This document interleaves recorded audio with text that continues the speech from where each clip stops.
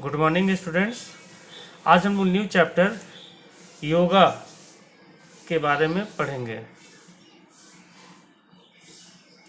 इस चैप्टर में हम लोगों को पढ़ना है meaning and importance of yoga, elements of yoga, आसन, प्राणायाम, मेडिटेशन एंड योगिक क्रिया का परिचय।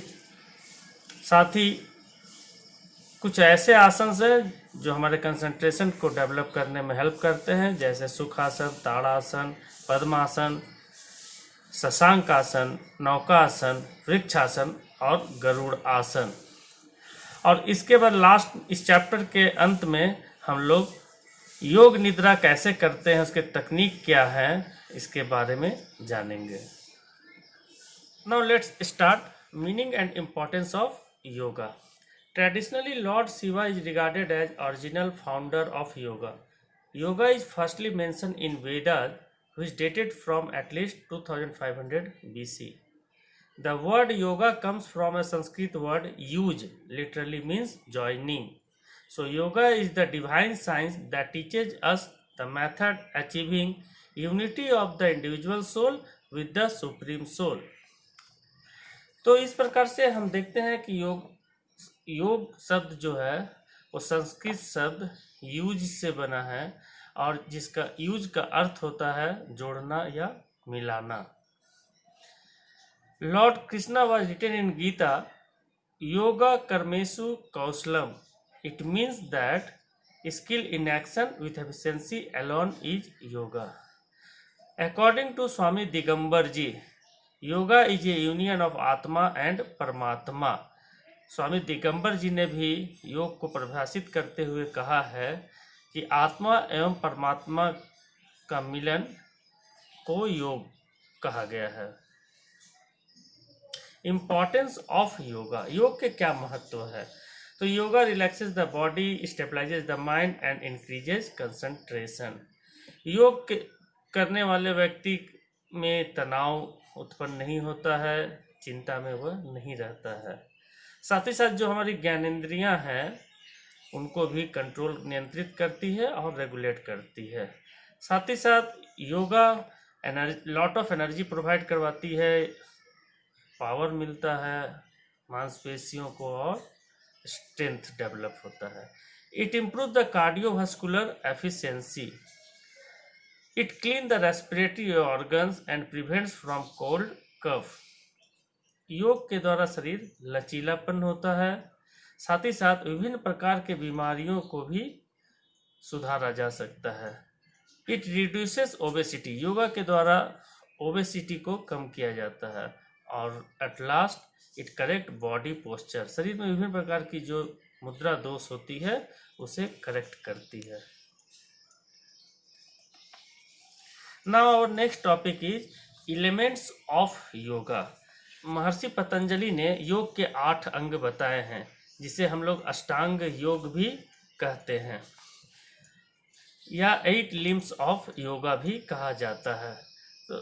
तो दीज आर यम, नियम, आसना, प्राणायाम, प्रत्याहार, धारणा, dhyana and samadhi. Yama means universal morality and ethics. Niyama means self purification by discipline. Asana, posture and position. Pranayam, rhythmic control of breath. Pratyahar, withdrawal of the senses. Dharana, concentration. Dhyan is meditation, and Samadhi, a state of super consciousness brought by meditation. तो अब हम लोग इन 8 अंगों को जानेंगे। यम क्या होता है, यम किसे कहते हैं? अष्टांग योग का प्रथम तत्व यम है। यम के अभ्यास द्वारा एक व्यक्ति ऐसी बातों को करने से दूर रह सकता है जो उस व्यक्ति के मन को उत्तरजीवी होने की अवस्था के लिए विवेकहीन संघर्ष में उलझाए रखती है। यम का पालन करने वाला व्यक्ति हिंसा से दूर रह सकता है। यम में 5 आचार संहिताएं शामिल होती हैं। तो 5 यम कौन कौन से हैं? अहिंसा, सत्य, आस्तेय, ब्रह्मचर्य और अपरिग्रह। अहिंसा, नॉन वायलेंस को हम लोग कहते हैं। अहिंसा का अर्थ है एक व्यक्ति को मानव या जीव को किसी प्रकार की हानि पहुंचाने से दूर रहना।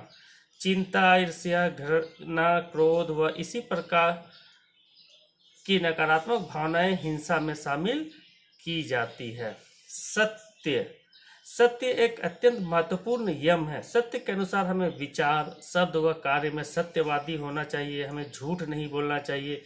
किसी प्रकार के झूठेपन से हमें दूर रहना चाहिए। आस्तेय, आस्तेय का अर्थ है नॉन स्टीलिंग, अर्थात चोरी न करना होता है।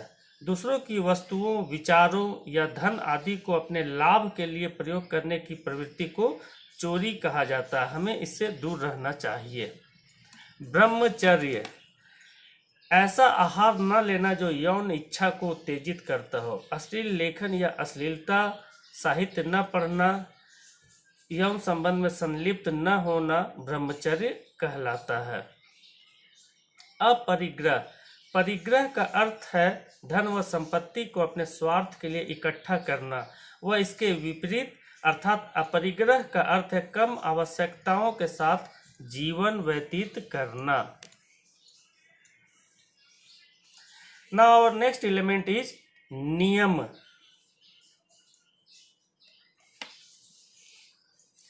नियम व्यक्ति के शरीर व ज्ञानेंद्रियों से संबंधित होते हैं। नियम यम की तरह ही नैतिक अभ्यास का कार्य होते हैं। नियम 5 होते हैं। देयर आर 5 नियम: शौच, संतोष, तप, स्वाध्याय एंड ईश्वर प्रानिधान। शौच, शौच का अर्थ है शुद्धता। हमें शारीरिक व मानसिक रूप से शुद्ध होना चाहिए।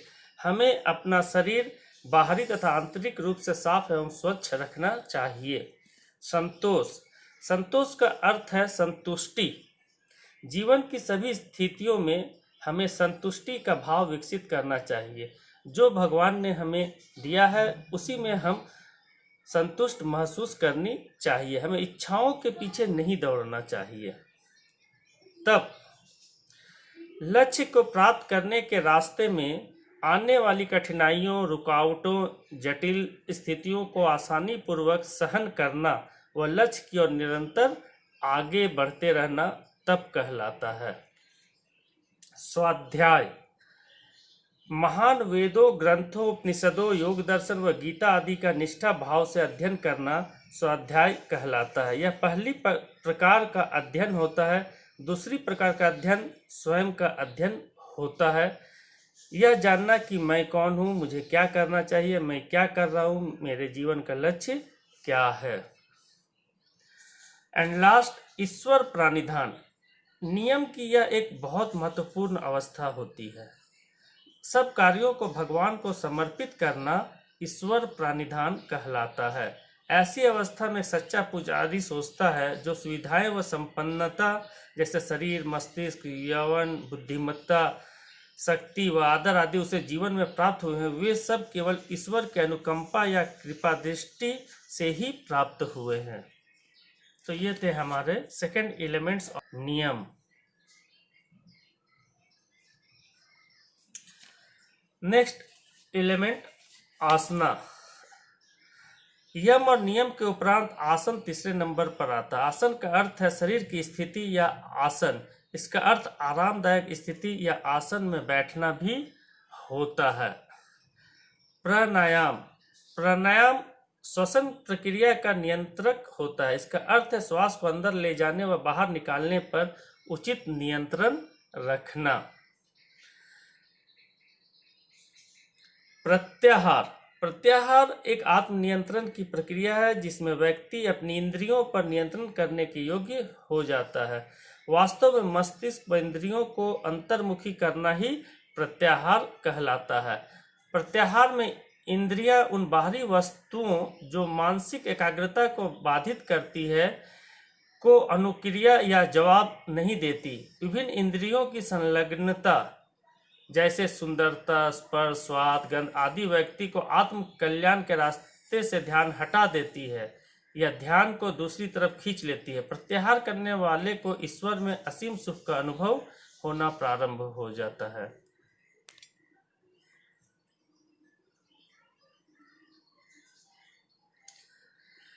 धारणा, मस्तिष्क की एकाग्रता ही ध्यान होता है। सामान्यतः यह देखा जाता है कि मस्तिष्क में बिखराव होने की प्रवृत्ति होती है, लेकिन यदि बिखरे हुए मस्तिष्क को नियंत्रण में लाया जाए, वह एक फोकस बिंदु पर केंद्रित किया जाए, तो इसी प्राप्ति को एकाग्रता कहा जाता है। ध्यान मस्तिष्क की पूर्ण स्थिरता की एक प्रक्रिया है। यह समाधि से पूर्व की स्थिति होती है। ध्यान प्रत्येक पल हमारे जीवन से जुड़ा होता है। समाधि व्यक्ति की आत्मा या जीवात्मा का परमात्मा से मिलन की ही समाधि कहलाता है। मस्तिष्क के सभी आवेगों को रोकना या विनाश करना ही समाधि है। ध्यान की अवस्था के दौरान जब स्वयं के बारे में जानकारी या ज्ञान का लोप हो जाता है, तो योगी समाधि की स्थिति प्राप्त कर लेता है। और यही अवस्था है जहाँ पर इंडिविजुअल सोल का यूनिफिकेशन होता है विद सुप्रीम सोल। तो ये थे हमारे एलिमेंट्स ऑफ योगा या अष्टांग योग। नेक्स्ट टॉपिक इज योग निद्रा, relaxation technique for improving concentration. योग निद्रा कैसे परफॉर्म करते हैं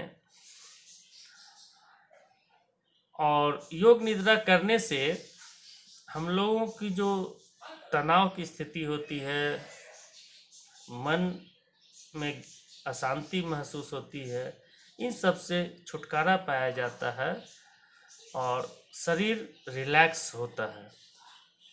योग Nidra is known as in psychology term a state which can be achieved between sleep and wakefulness. It means psychic sleep, which is sleeping with complete awareness. During the practice of Yoga Nidra, the body sleeps, however, the mind remains conscious, listening to the command given.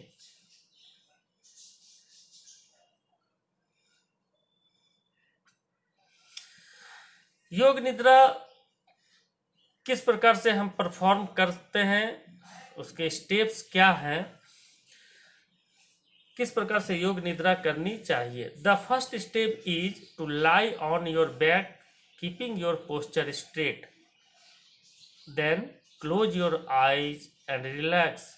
Begin Yoga Nidra by gently focusing on your right foot while relaxing your foot. Repeat this step with the left leg. Gradually spread your attention to all parts of the body in the lower region. Take your attention to the right shoulder, palm and fingers. Repeat the step with the left shoulder, palm and fingers for relax. Inhale deeply, observe the sensation in your body and relax in this still state for a few minutes. तो योग निद्रा के steps क्या है, योग निद्रा कैसे की जाती है, रिलैक्सेशन टेक्निक्स है, रिलैक्सेशन टेक्निक्स की क्या पद्धति होती है, इसको हम वीडियो के माध्यम से अच्छे प्रकार से समझ सकते हैं। रिलैक्सेशन के लिए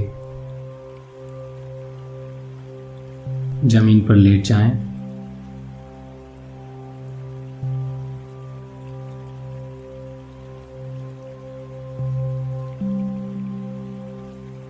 अपने हाथों को फैला लें, पैरों को फैला के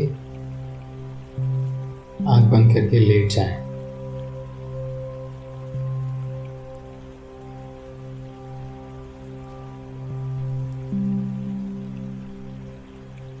हम रिलैक्सेशन करेंगे पैरों की अंगुलियों से टॉप हेड तक, धीरे धीरे।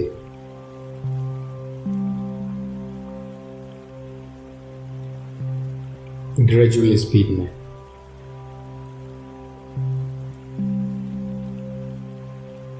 आपके अवेयरनेस को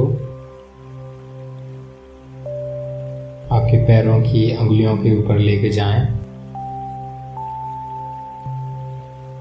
और धीरे से रिलैक्स करें।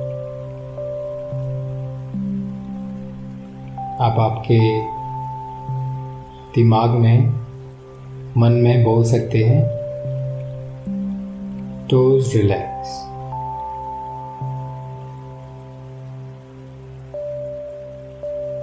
मन में रिपीट करते जाएं और रिलैक्स करें। अभी आपके पैरों के पंजों को रिलैक्स कीजिए।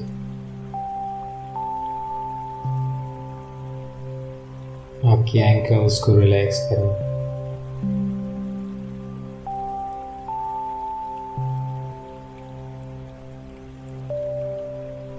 आपके पैरों की पिंडलियों को रिलैक्स करें।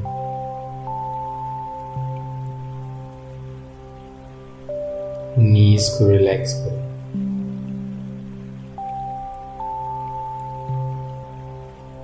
आपकी जंघा को रिलैक्स करें। हिप्स को रिलैक्स करें। दोनों लेग्स रिलैक्स्ड।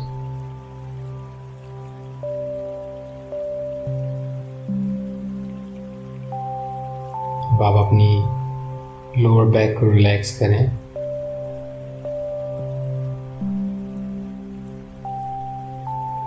सेंटर बैक को रिलैक्स करें। अपर बैक को रिलैक्स करें।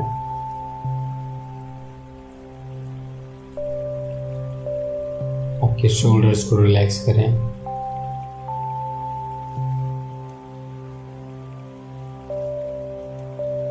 कॉलर बोन्स को रिलैक्स करें।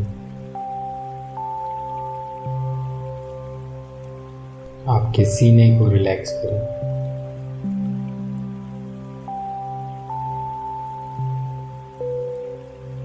आपके पेट को रिलैक्स करें।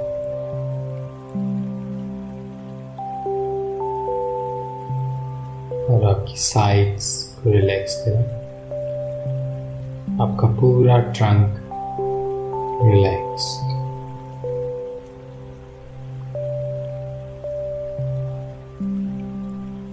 अभी आप अपने हाथों को रिलैक्स करें। ऊपर का बाजू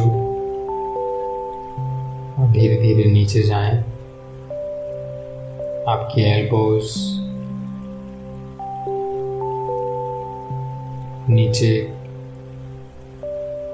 नीचे का हिस्सा हाथ का,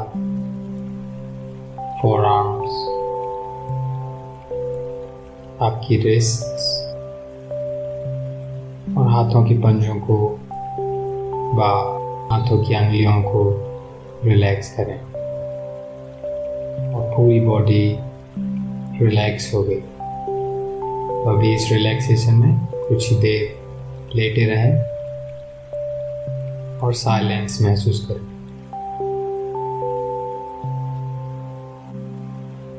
अपनी पंजों की उंगलियों को हिलाएं, हाथों की उंगलियों को हिलाएं और आपके हाथों को ऊपर लेके जाएं और उनको इंटरलॉक करें और फिर एक जोर से स्ट्रेच करें अपनी बॉडी को और फिर एक्सेल के साथ रिलैक्स करें और धीरे से जब भी हो सके बैठ जाएं। आपकी योगा निद्रा प्रैक्टिस अभी समाप्त हुई। Thanks students for watching this video. Hope it is beneficial for you. Meet you with next video. Till then, goodbye.